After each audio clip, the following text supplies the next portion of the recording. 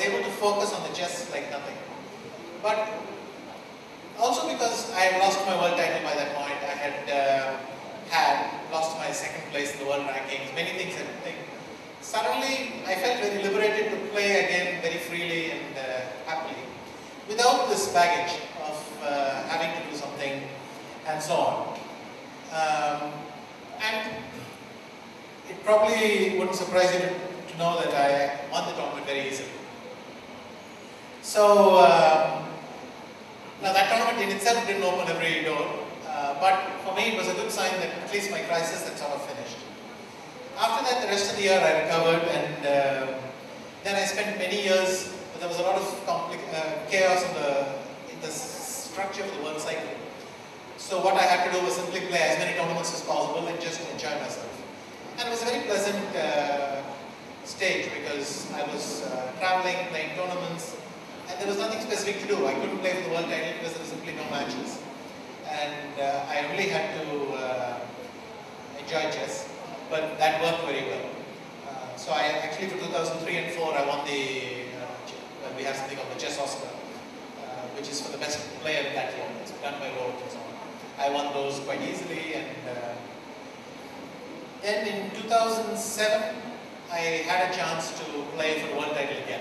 So after like a 6 or 7 year break, finally I could play a world title match again. And this was going to be in Mexico City. I won the World Championship in Mexico City. So, at least this time I felt that this complacency which set in earlier, I'd managed to address much quicker. And so there's a very simple lesson. If you must always be critical about yourself without ever damaging your self-confidence. Now, it sounds very easy, but the point is not to be so critical that you lose confidence in your abilities. But never to go too easy on yourself. And this time I managed to work in a very focused way for Mexico.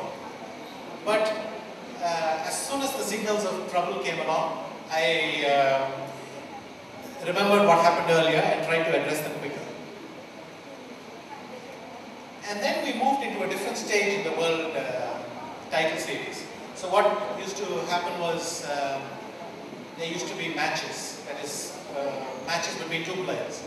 But in between there was a long stretch when we had knockouts, which are 128 players, and then you play elimination matches, or tournaments like in Mexico where I won the title.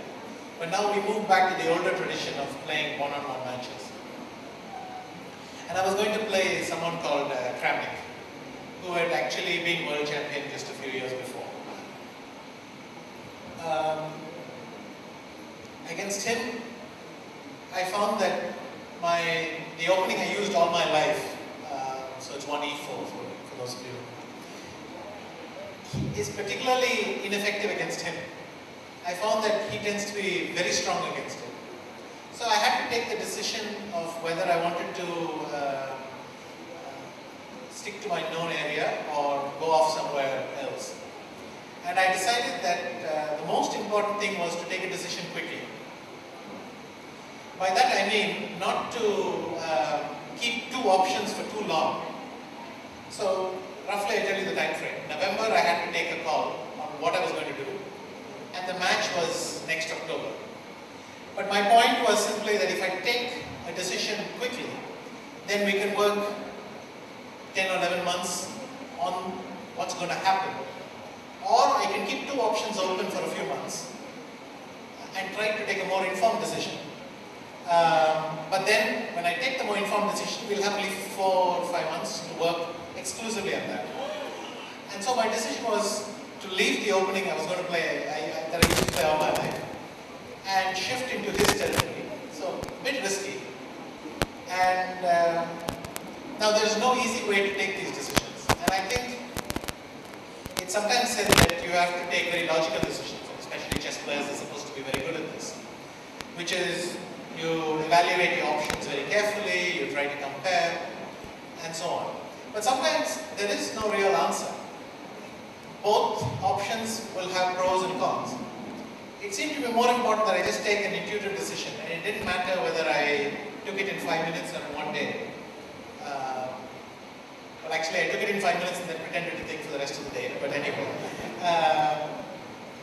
And then once I did that option, just to throw all my resources on that, so that could be strengthened a lot. So a couple of risky decisions, but I felt that it was very important for me to do that because Kramnik was a very effective match player. And if I didn't do something which drastically changed the rules of the game, if you like, then he would enter a sort of comfort zone and it would be very difficult to draw him out. For instance, about 8 years before this match, Kasparov had played a match against Kramnik, where Kramnik completely outsmarted him in terms of thinking before the match what was going to happen. And Kasparov actually didn't manage to win a single game in that whole match, and didn't manage to, I think he didn't even get an advantage in one game. So, sort of extreme, and that was exactly the thing I was afraid of. In fact, it went like a dream.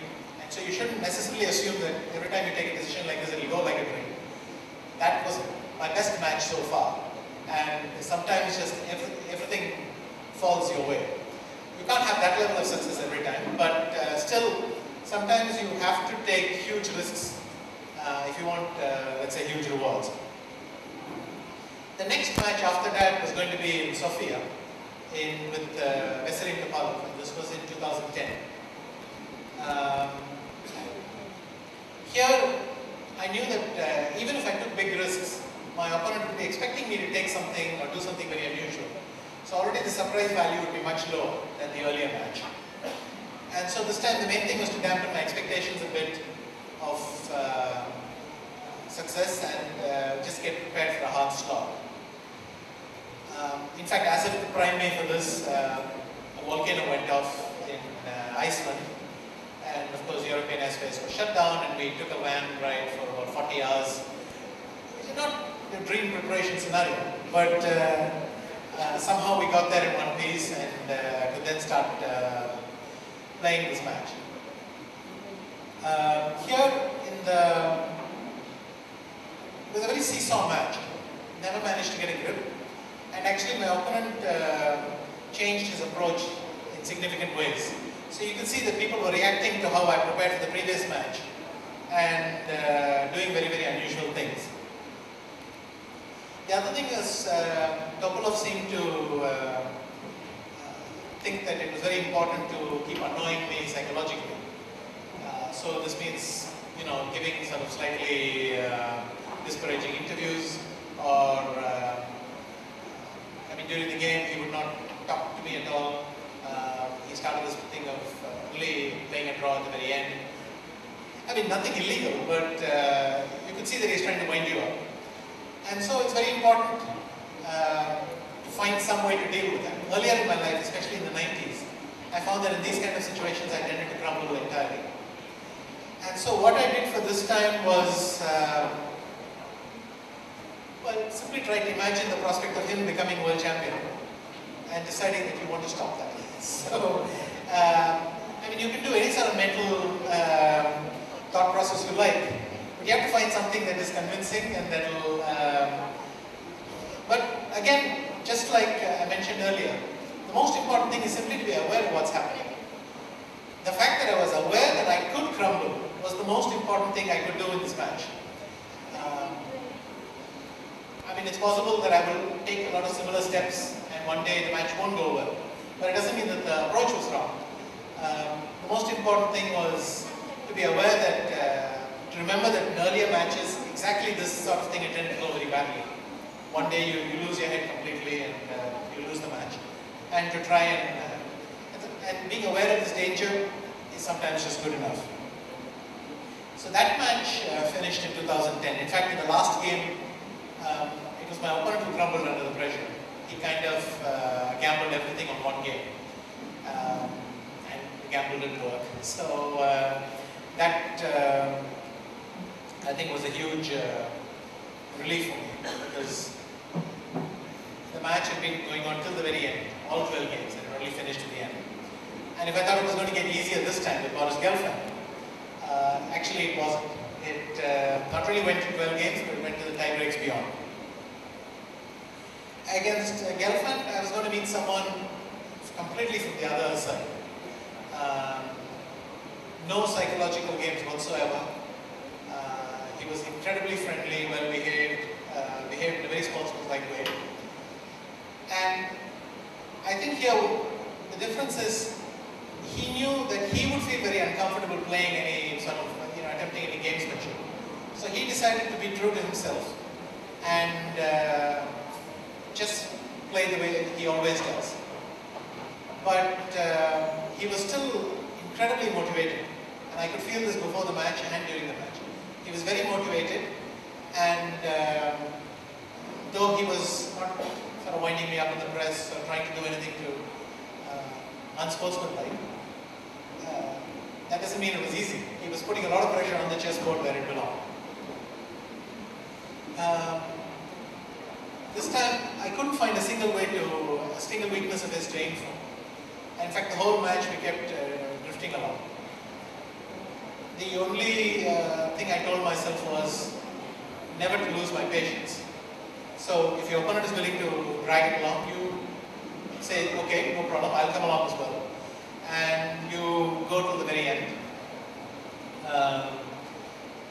And if your opponent says, I'll wait for your first mistake, you say, well, I'll wait for yours as well. So you just have to trust that in this kind of war of attrition, you can hang out longer.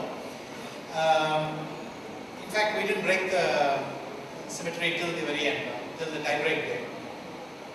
And even that was chaotic because I won the second game, I was winning the first game, but I was losing the third, great difficulties in the fourth. Very, very tough match. But somehow hung in there and remained world champion. I think it's been progressively harder for me these matches. Because the first match I played in 2008, I hadn't played a match in 13 years. So there was an element of looking forward to something, and it was new and exciting and all that. Every match after that, well, it's a little bit less so. And finding a way to deal with that has actually been quite difficult. This, I think, applies to life as well. If you can constantly find something to be excited about or something that you're looking forward to in your career, it's much easier to go forward, just like I mentioned earlier, to go. I mean, a clear goal is not possible all the time. Sometimes you have to invent your own goals and find ways to do that. But the last few matches, I basically tried to hold on to my title and think of how much that means to me. But it is getting very difficult to do that after 5 titles. So in this case, you can look for new inspiration. I mean, I can look at some of the young talent that's come into the world of chess, people like Carlsen and Aronia, and try to measure up to them in many ways. Or you can be inspired by some other guy, but you always have to invent some new goals and find some way to be excited. I mean, you'll often hear people say that they're very passionate about something, it'll go very well. But it's very difficult to be that passionate about stuff. Sometimes you'll have to settle for just a little bit of enthusiasm and keep it going. And I think the last few cycles has basically been about that. As I've said, I've felt the struggle for the last few years defending my title for the 5 times. So I think it's very impressive to see a college complete 5 decades and still be pretty excited from what I see. So I'd like to congratulate Chowghulle College on their 5 decades and wish them many, many more.